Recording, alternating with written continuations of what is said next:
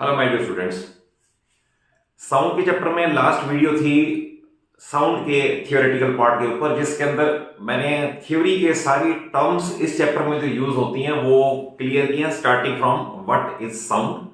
उसके बाद mechanical waves क्या हैं यानी इलास्टिक वेव्स, इलेक्ट्रोमैग्नेटिक वेव्स क्या हैं, उनमें जो टर्म्स इन्वॉल्व है crest, trough, compression, rarefaction, wavelength, time period, वो सारी मैंने एक्सप्लेन की है पहली वीडियो में। बट यह वीडियो एक्सक्लूसिवली जो है इनके इस चैप्टर के न्यूमेरिकल्स के लिए है। तो इस चैप्टर के न्यूमेरिकल्स में कुछ क्वेश्चंस में फंडामेंटल्स स्टूडेंट मिस करते हैं और क्वेश्चन रॉन्गली अटेम्प्ट हो जाता है। तो आई विल ट्राई कि आपको फंडामेंटली क्वेश्चन समझा के चलूं। अदरवाइज फार्मूले इसके अंदर दो ही हैं, एक है frequency is equal to 1 time period और एक है velocity of wave is equal to frequency into wavelength. मैंने यूज करूंगा, कैसे यूज करना है, क्या डेटा गिवन है, वो आप इन क्वेश्चन से स्टार्ट करके देख सकते हो।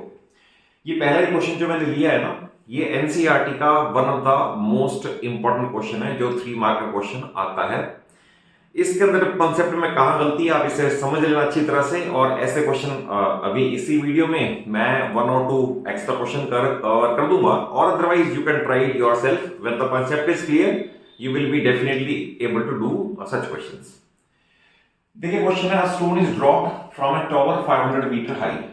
Let us say ये 500 meter high बिल्डिंग या टॉवर है, into a pond of water at its base. यहां पर वाटर है at its base. क्वेश्चन है कि यहां से स्टोन को ड्रॉप करने के बाद स्प्लैश कब सुनाई देगी, तो दैट इज कितने टाइम के बाद, दैट इज यहां से रिलीज किया, रिलीज करने के कितने सेकंड के बाद स्प्लैश हमें सुनाई देगी। तो इसमें इंपॉर्टेंट ये है कि जब स्टोन गिरेगा तो इक्वेशन ऑफ मोशन लगेगी, जब स्टोन वहां पर वाटर को टच करेगा साउंड प्रोड्यूस होगी, but sound does not accelerate. फिर यहां बता दूं आपको कि साउंड की के लिए आप इक्वेशन ऑफ मोशन यूज नहीं करनी, बी क्लियर अबाउट इट। जैसे क्योंकि ड्रॉप का केस है तो u is equal to 0, then acceleration due to gravity, let us take it 10 meter per second square from a height of 500 meter, ये हो गया। तो we use second equation of motion which is equal to h is equal to ut plus half gt square। h है 500, u 0 है क्योंकि drop का case है, u 0 होता है, प्लस हाफ g की वैल्यू 10 और t स्क्वायर अभी हमें नहीं पता, तो I will write 500 is equal to 5t square. 5 इधर आके डिवाइड करोगे तो it will be t square is equal to 100। इसके बाद लिखा जाएगा taking positive square root both side, otherwise तो प्लस माइनस होता है, मैं क्या कह रहा हूं, taking positive square root both side, t is equal to 10 seconds. तो आप ये मान लें कि ये आंसर नहीं है अभी हमारा। 10 सेकंड्स में स्टोन ने टॉप से गिरने के बाद वाटर को टच किया, now sound is produced. Important ये है कि साउंड विल नॉट एक्सेलरेट, तो जो अगर कोई चीज एक्सेलरेट नहीं होती तो उसके लिए फार्मूला यूज होता है distance is equal to speed into time. आप वैसे भी समझ लें, जो हमारी इक्वेशन ऑफ मोशन है ना, जैसे है v is equal to u plus a t या जी टी, है ना। सेकंड मैंने ये यूज की है v square minus u square equal to a s. आप ये समझ लें इक्वेशन ऑफ मोशन सारी ये a एंड a यानी कि g, ये सारी यूज होती हैं एक्सेलरेटेड मोशन के लिए, बट साउंड के लिए यूनिफॉर्म स्पीड है। तो डिस्टेंस 500 दैट इज साउंड को प्रोड्यूस होने के बाद ऊपर ट्रेवल करने में फिर 500 मीटर ट्रेवल करना पड़ेगा। Speed of sound late us से 340 और टाइम t ले ले, लेट अस से t1 ले ले, तो इसको कर ले कैलकुलेट, तो 50/34 इज इक्वल टू t, ये अप्रोक्सीमेटली 1.47 सेकेंड आएगा। तो टाइम ये जितने में स्टोन नीचे टच किया और टाइम ये जितने में साउंड ऊपर वापस आई, तो देयरफॉर टोटल टाइम यानी time in which splash will be heard is sum of these two times, it is 11.47 seconds। तो आप ऐसे क्वेश्चन में समझ लें, ड्रॉप करते समय इक्वेशन ऑफ मोशन यूज होगी, बट साउंड प्रोड्यूस करते समय, साउंड प्रोड्यूस होने के बाद इक्वेशन ऑफ मोशन यूज नहीं होगी, because it is not being accelerated, acceleration नहीं होता है इसके अंदर। ठीक है, ये एनसीईआरटी का आपका क्वेश्चन नंबर 12 है। एनसीईआरटी क्वेश्चन नंबर 6 भी देख ले, ये भी बड़ा सिंपल है। मैंने अभी आपको बताया दो ही फार्मूले, frequency is equal to 1 upon time period और wave velocity is equal to frequency into wavelength. बस ये दो ही फार्मूले हैं, v is equal to f lambda and f is equal to 1/t। तो क्वेश्चन ये है कि हमारी जो ऑडिबल रेंज है ये आपको पता होना चाहिए कि we can hear sound waves having frequencies between 20 hertz to 20,000 hertz. Below 20 वाली they are called infrasonic sounds, वो हम नहीं सुन सकते। अबव 20,000 वाली दे आर कॉल्ड अल्ट्रासाउंड और अल्ट्रासोनिक, वो भी हम नहीं सुन सकते। तो हमारे ईयर की ऑडिबल रेंज है 20 टू 20,000 हर्ट्ज तक की। तो क्वेश्चन ये है कि रेंज, फ्रीक्वेंसी की रेंज तो ये है, फ्रीक्वेंसी की रेंज 20 हर्ट्ज से, फ्रीक्वेंसी की रेंज हमारी है 20,000 हर्ट्ज तक, करेक्ट। क्वेश्चन है कि इनके कॉरस्पॉन्डिंग वेवलेंथ क्या क्या है, दैट इज इसके कॉरस्पॉन्डिंग और इसके कॉरस्पॉन्डिंग वेवलेंथ क्या क्या है, ये पूछा हुआ है। और लेट अस से velocity of sound 340 metre per second लें, तो यही फार्मूला हमें यूज करना है। तो velocity of sound is 340 metre per second, frequency f1 20 है, into lambda 1 is wavelength corresponding to this frequency. तो कैंसिलेशन कर दें, तो लैम्डा 1 इज इक्वल टू 17 मीटर। तो दैट इज जब हम 20 हर्ट्ज की फ्रीक्वेंसी की साउंड सुनते हैं तो उसमें वेवलेंथ 17 मीटर होती है। यही फार्मूला इसके लिए यूज कर लें, v is equal to f lambda. तो इस केस में 340 is equal to 20,000 into lambda 2। यहां पर आप डिवाइड करोगे, ऑब्वियस है 3 जीरो ज्यादा है, तो लैम्डा 2 विल बी 0.017 मीटर। तो हमारा आंसर ये बनेगा, corresponding to these two frequencies wavelength range is from 0.01 metre to 17 metre. तो ये इसका कंप्लीट आंसर है। मैं नेक्स्ट सेट में और इससे अच्छे और इंपॉर्टेंट क्वेश्चन ले रहा हूं, बट ये तो एनसीईआरटी के हैं, it is a bare minimum जो आपको प्रिपेयर करनी है। और स्टिल क्योंकि मैं रिपीटेडली हर वीडियो में यही बोलता हूं कि कभी भी आपको कोई डाउट अराइज होता है, नेवर हेजिटेट टू आस्क। किसी स्टूडेंट ने किसी वीडियो पे कोई भी कमेंट किया हो तो I personally try to reply that और अप टू योर सेटिस्फेक्शन, क्योंकि कॉन्सेप्ट समझ आएगा तभी आप क्वेश्चंस को कर पाओगे। I take next set of questions.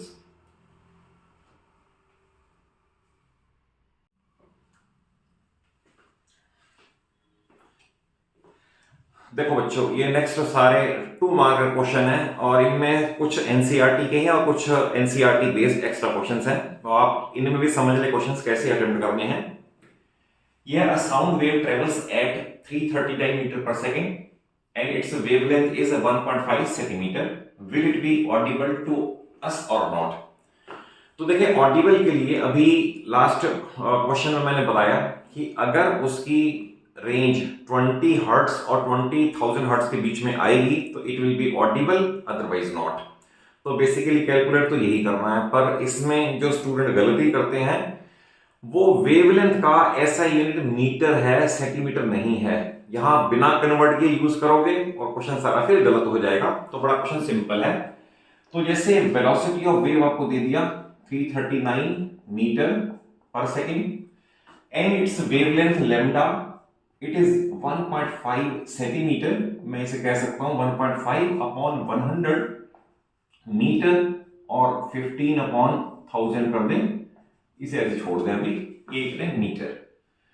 तो ऑडिबल है या नहीं उसके लिए हमें चाहिए फ्रीक्वेंसी रेंज इसकी क्या आती है। तो फार्मूला मैंने बताया v is equal to f lambda. तो therefore frequency is equal to v by lambda. v है वेलोसिटी, वो हमें गिवन है 339 अपॉन यह 15 अपॉन 1000 लाइक दिस, और मैं इसे बाद में ऐसा लिख दूंगा f इज इक्वल टू 339 000 ऊपर चला जाएगा एंड 15 नीचे आ जाएगा। अगर हम इसे डिवाइड करें 339,000 को, तो इट इज 339,000 डिवाइडेड बाय 15, तो it comes out to be 22,600, तो 22,600 हर्ट्ज। आंसर तो हमारा ये आ गया, बट ये पूछा है will it be audible to us और नॉट, तो आपको लैंग्वेज में जरूर लिखना है कि since this sound wave has frequency over and above our audible range यानी 20,000 hertz, hence this sound will not be audible to us, क्योंकि 22,600 है। नेक्स्ट क्वेश्चन है a wave travels at 30 centimetre per second. तो देखिए इसके अंदर अभी मैंने आपको बताया कि अगर आप ऐसा यूनिट में यानी मीटर में कन्वर्ट नहीं करते तो सारी मेहनत बेकार हो जाती है। तो क्वेश्चंस में सभी में, इवन इक्वेशन ऑफ मोशन या force and loss of motion में भी आप यूनिट का जरूर ध्यान रखो। बहुत सारे स्टूडेंट पूरी नॉलेज होने के बाद भी सिर्फ यूनिट की गलती की वजह से सारा क्वेश्चन गलत कर देते हैं। तो इसके अंदर सबसे पहले मैं चेंज करूं travels at the speed of, तो मैं इसे कर दूं 0.3 मीटर पर सेकेंड, ठीक है। And frequency of wave is f is equal to 20 hertz. Question है find separation between two consecutive compressions. अब ध्यान रखें, अगर पूछे कंसेक्टिव कंप्रेशंस या पूछे कंसेक्टिव रेलिफेक्शंस या पूछे कंसेक्टिव क्रेस्ट्स या पूछे कंसेक्टिव ट्रफ्स, आप याद रखें मतलब ये सारे वर्ड एक जैसे, इसमें कोई फर्क नहीं है। तो इट मींस वन वेवलेंथ है, ये पूछा हुआ है। कैसे? अगर सपोज आप वेव का ये स्केच बनाएं, ग्राफिकल रिप्रेजेंटेशन ये करें, तो ये वन वेव है, तो दैट इज, अगर मान लो मैं इसे कंप्लीट भी करूं, ये इसका क्रेस्ट है, ये क्रेस्ट है, तो दो कंसेक्टिव क्रेस्ट की डिस्टेंस को ही वेवलेंथ बोलते हैं। तो लाइकवाइज दो कंसेक्टिव ट्रफ की डिस्टेंस को, दो कंसेक्टिव कंप्रेशन की डिस्टेंस को या रेडिफेक्शन की डिस्टेंस को भी वेवलेंथ ही बोलते हैं। तो we have to use v is equal to f lambda, तो therefore lambda is equal to, I will write v by f। v by f means 0.3 upon 20, तो इससे पहले मीटर में आएगा, नीड पड़ी तो चेंज भी कर देंगे, तो इट इज 0.3 डिवाइडेड बाय 20, ये आ गया है हमारे पास 0.015 मीटर, और आप चेंज कर दें तो 1.5 सेंटीमीटर इज द वेवलेंथ। आप यहां भी छोड़ सकते हो और अदरवाइज मीटर में भी छोड़ दो, तो कोई प्रॉब्लम वाली बात नहीं है। तो वेवलेंथ कैलकुलेट करनी थी, तो और लैंग्वेज ये the consecutive crest, consecutive trough, ultimately meaning वही है, we have to find the wavelength. देखिए नेक्स्ट क्वेश्चन में है a boy shouts in a well and hears echo in 0.4 second. After shouting, if the speed of sound is 340 meter per second, then find depth of well. तो देखिए जब भी echo वाले question आएंगे आप ये समझ लें, echo वाले क्वेश्चन में सपोज सॉलिड ऑब्स्टेकल है, साउंड का जाना और वापस आना, तो डिस्टेंस अगर d जाएगा तो d वापस भी आएगा। अदरवाइज फार्मूला है distance is equal to speed into time. जब भी echo वाले क्वेश्चन आएंगे तो we will use 2d is equal to v into t, where d is the distance, किसकी distance? Distance between the source and the obstacle. Well भी ऐसे ही, अगर suppose well है ऐसा, सपोज ये सोर्स है और ये ऑब्स्टेकल है, यहां से साउंड जाएगी, रिफ्लेक्ट होकर वापस आएगी, तो 2d डिस्टेंस ट्रेवल होगी, वेलोसिटी वेलोसिटी ऑफ साउंड हमें पता होगी, और टाइम ऑफ डिटेक्शन ऑफ एको वो हमें नोटिस होगा।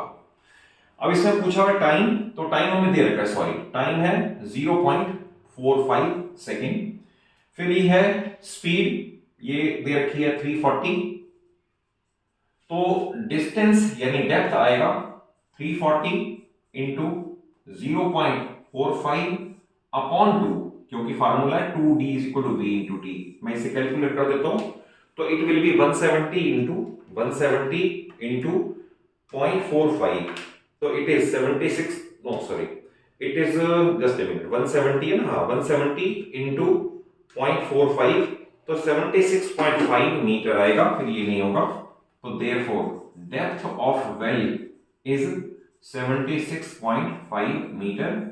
तो एको वाले में, सोनार वाले में, सब क्वेश्चंस में याद रखना 2d is equal to v into t लगेगा।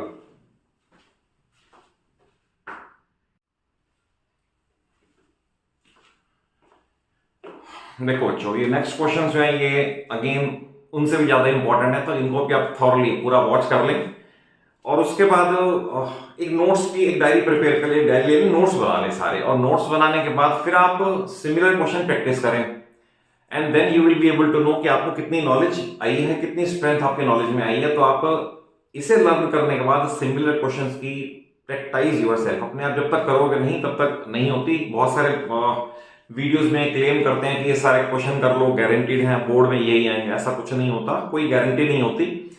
आप तो वैसे भी कॉम्पिटेंसी बेस का टाइम है, जितनी आप डीप नॉलेज लोगे, जितनी आप कॉन्सेप्ट बेस्ड नॉलेज लोगे, उतना ही अच्छा आंसर कर पाओगे। तो ऐसी वीडियो से ऐसा नहीं हो सकता कि कोई ये कहे कि ये 20 क्वेश्चंस कर लो, डेड श्योर है यही आएंगे, ऐसा कभी भी नहीं होता। तो मैं ऐसा कभी क्लेम करता भी नहीं, ना करना चाहिए कि यही क्वेश्चन आएंगे। बट हर वीडियो में मैं अटेम्प्ट यही करता हूं कि आपको थ्योरी या न्यूमेरिकल जो भी है कॉन्सेप्ट बेस्ड नॉलेज दूं, सो दैट आप अपने आप अगर अटेम्प्ट करने लगे तो सक्सेसफुली अटेम्प्ट कर पाए। देखिए इन क्वेश्चंस को, ये a source is producing 15 waves in 3 seconds, distance between crest and consecutive trough is 10 centimetre, what is velocity of wave. तो ये तो ऑब्वियस है, velocity of wave is equal to f lambda है, v is equal to f lambda, formula तो बार बार यही use हो रहा है। बट इसके अंदर डेटा आएगा कहां से और कैसे यूज करना है, ये इंपॉर्टेंट है। तो आप ये समझ लें, क्योंकि 15 वेव्स इन 3 सेकंड्स है, तो सबसे पहले व्हाट इज फ्रीक्वेंसी, फ्रीक्वेंसी है number of waves per second. तो फ्रीक्वेंसी है नंबर ऑफ वेव्स अपॉन कितना टाइम, उनको डिवाइड कर दें। तो 15 इन 3 तो 5 आ गया ना, तो फ्रीक्वेंसी का यूनिट लिखना जरूर है हर्ट्ज, ये आ गया। अब important, distance between crest and trough is 10 centimetre, ये बड़ा इंपॉर्टेंट है।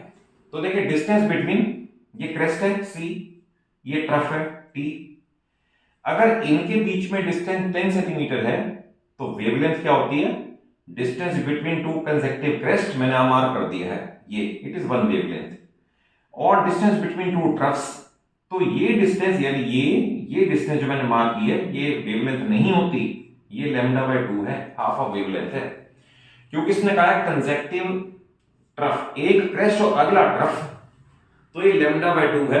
तो यहां से समझ लें कि लैम्डा वेवलेंथ इसका बनेगा 20 सेंटीमीटर, और 20 सेंटीमीटर को भी 0.2 मीटर कर दे। बस अगर ये बात मैं समझ ली, जो मैं आपको ये बता रहा हूं कि 1 वेवलेंथ है क्या, distance between two consecutive crest और trough is 1 wavelength and it is half wavelength. तो फार्मूला अप्लाई कर दें, v is equal to f lambda, तो v is equal to f है 5 और ये है 0.2 मीन्स 1/5, तो velocity of wave is 1 metre per second, और यही इसका आंसर है। देखिए कितना छोटा सा करने के लिए था क्वेश्चन, बट आप ये समझे कि इन दोनों को, लैंग्वेज को फिगर में कन्वर्ट करने के लिए क्या करना था। ठीक है, नेक्स्ट है, a wave produces 40 crest and 40 trough in 0.4 second. तो आप ये समझ लें 1 crest and 1 trough is 1 wave. अगर सपोज इस तरह समझे आप, किसी वेव ने एक क्रेस्ट और एक ट्रफ क्रिएट किया है, even then it is 1 wavelength, ये तो इसने प्रोड्यूस किए हैं 40 वेव्स इन 0.4 सेकंड। क्वेश्चन है फ्रीक्वेंसी क्या है, तो फिर मैं यही फार्मूला लिख दूं, frequency is equal to number of waves per second, तो नंबर ऑफ वेव्स 40, क्योंकि एक क्रेस्ट एक ट्रफ का मतलब 1 वेव, तो 40 वेव्स हो गई इन 0.4, तो 40 डिवाइड बाय 4 तो सिंपल है, बेसिक में हटा दें तो ये बनेगा 100 हर्ट्ज। तो simple 100 hertz is the frequency of source. Okay, next है, a wave has frequency 2 kilohertz. तो सबसे पहले फ्रीक्वेंसी जो गिवन है इट इज 2 किलोहर्ट्ज, और कभी भी इसे एज इट इज यूज नहीं करना, तो इट इज 2000 हर्ट्ज पहला। ठीक है, and it's wavelength is lambda is 0.35 metre, मैंने अभी बताया सेंटीमीटर यूज नहीं करना। बट अब पूछा क्या है, how long will it take, time पूछ लिया है, how long will it take to travel this much, distance आपको दे दी है। तो डिस्टेंस स्पीड टाइम में हमें वेव की वेलोसिटी नहीं पता, तो हम लिखेंगे let v is the wave velocity, तो v is equal to f lambda, तो ये है 2000 into 35 by 100, double zero cancellation कर दें, ये बनेगा 700 मीटर पर सेकेंड, ये वेलोसिटी ऑफ वेव है। तो क्वेश्चन है कितने टाइम में ये 1.4 किलोमीटर दूर चली जाएगी। तो दैट इज डिस्टेंस, मैं अगर लिखूं इसका तो डिस्टेंस है 1400 मीटर। तो टाइम का फार्मूला यहां पर बनेगा डिस्टेंस अपॉन स्पीड। तो डिस्टेंस वेव को ट्रेवल करनी है वो है 1400 मीटर। किस स्पीड से ट्रेवल करनी है 700। तो आएगा 2 seconds, therefore this wave will travel this much distance in 2 seconds only. तो अगेन ये सारे क्वेश्चन बहुत इंपॉर्टेंट है, आप इनको भी समझो। मैं नेक्स्ट क्वेश्चन और लिखता हूं अभी।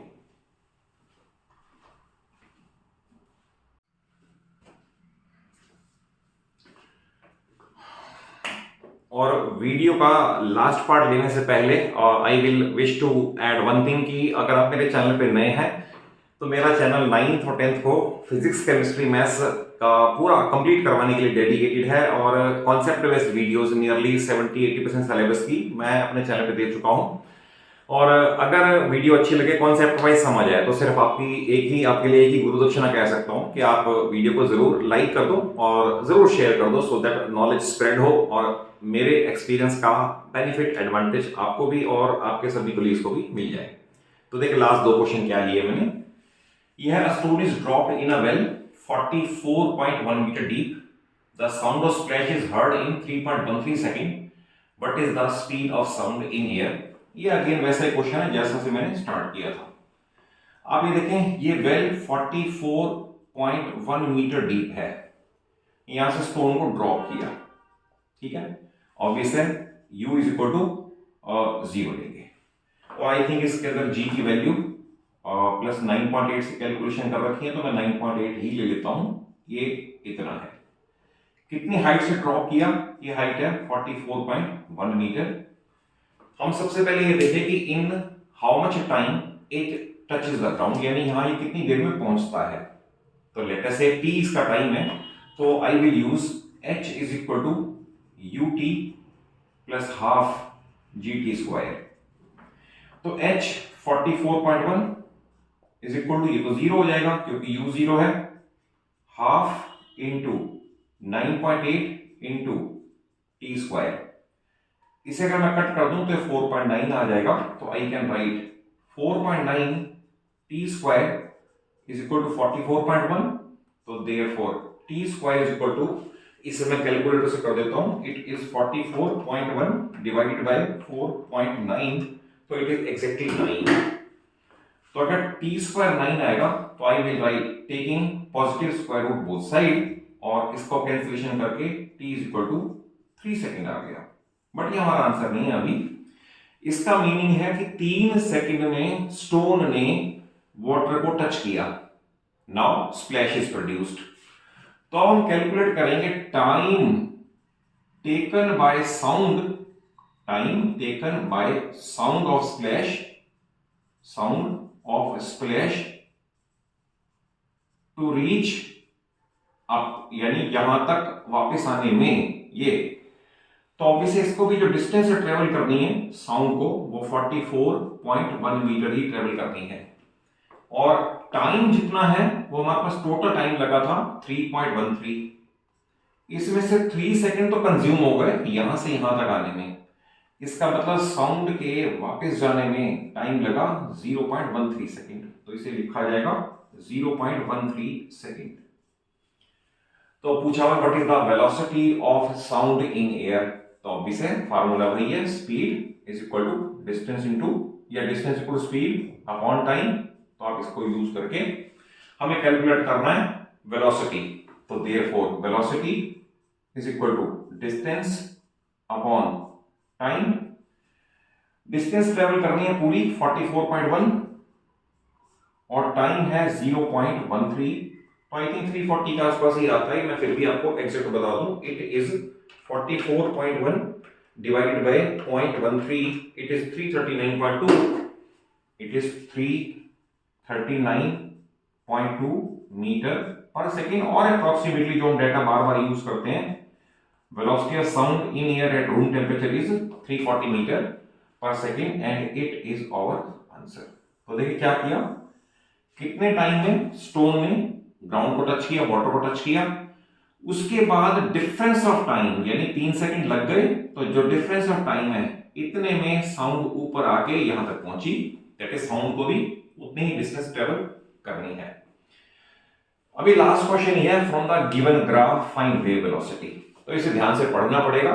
कई बार ग्राफ में मार्किंग यहां से यहां तक होती है, कई बार यहां से यहां तक होती है, कई बार यहां से यहां तक। तो आपको मैंने समझा दिया कि वन वेवलेंथ क्या है और हाफ ऑफ वेवलेंथ क्या होती है।